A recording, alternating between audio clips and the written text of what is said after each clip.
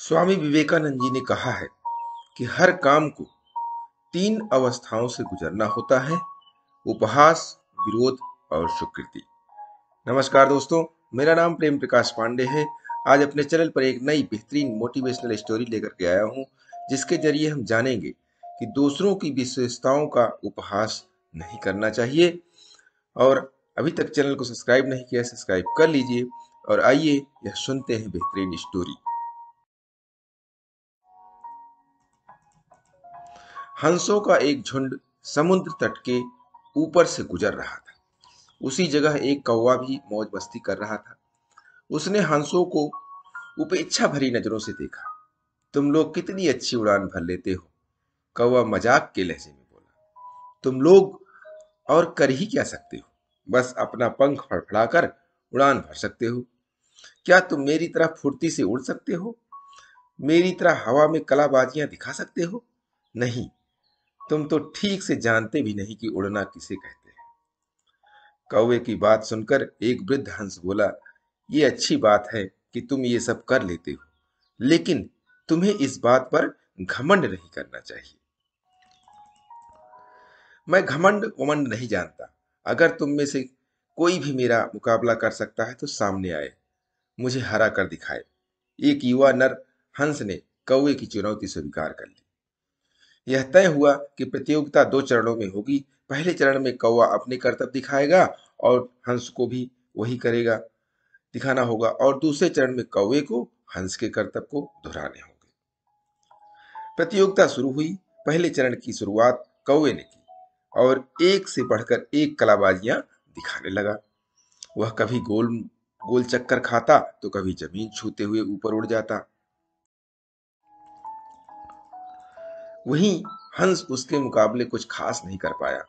कौवा अब और भी बढ़ चढ़ कर बोलने लगा, मैं तो पहले ही कह रहा था कि तुम लोगों को कुछ आता ही नहीं। हा हा हा। फिर दूसरा चरण शुरू हुआ। हंस ने उड़ान भरी और समुद्र की तरफ उड़ने लगा। कौवा भी उसके पीछे पीछे हो लिया। ये कौन सा कमाल दिखा रहे हो? भला सीधे सीधे उड़ना भी कोई चुनौती है? सच में तुम मूर्ख हो, कौवा बोला। पर हंस ने कोई जवाब नहीं दिया और चुपचाप उड़ता रहा। धीरे धीरे वे जमीन से बहुत दूर होते गए और कौवे का बड़बड़ाना भी कम होता गया और कुछ देर में बिल्कुल ही बंद हो गया। कौवा अब पूरी तरह थक चुका था, इतना कि अब उसके लिए खुद को हवा में रख पाना भी मुश्किल हो रहा था और वो बार बार पानी के करीब पहुंच जा रहा था। हंस कौवे की स्थिति समझ रहा था, पर उसने अनजान बनते हुए कहा, तुम बार बार पानी क्यों छू रहे हो? क्या ये भी तुम्हारा कोई कर्तव्य है? नहीं, कौवा बोला, मुझे माफ कर दो। मैं अब बिल्कुल थक चुका हूं और यदि तुमने मेरी मदद नहीं की तो मैं यही दम तोड़ दूंगा। मुझे बचा लो, मैं कभी घमंड नहीं दिखाऊंगा। हंस को कौवे पर दया आ गई। उसने सोचा कि चलो, कौवा सबक तो सीख चुका ही है, अब उसकी जान बचाना ही ठीक होगा। और वह कौवे को अपनी पीठ पर बैठाकर वापस तट की ओर उड़ चला। दोस्तों, हमें इस कहानी से भी इस बात को समझना चाहिए कि भले ही हमें पता ना हो, हर किसी में कुछ ना कुछ क्वालिटी होती है जो उसे विशेष बनाती है।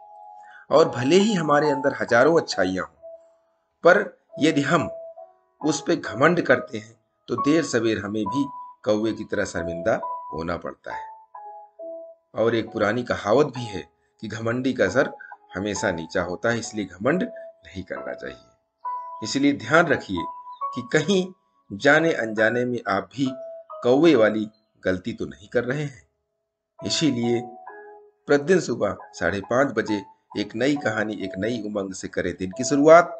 तब तक के लिए छोटों से मिले प्यार और बड़ों से मिले आशीर्वाद और भगवान के सहारे के साथ यही कहता हूँ कि काम तो सभी करते हैं, पर काम करो कुछ ऐसा कि उदाहरण बन जाए। ये छोटी सी स्टोरी आपको अच्छी लगी तो लाइक कीजिए, शेयर कीजिए अपने इष्ट मित्रों में भी और कमेंट्स कीजिए। और चैनल को अभी तक सब्सक्राइब नहीं किया, सब्सक्राइब कर लीजिए। और नई नई बेहतरीन मोटिवेशनल स्टोरी पाने के लिए प्रेस बेल आइकन।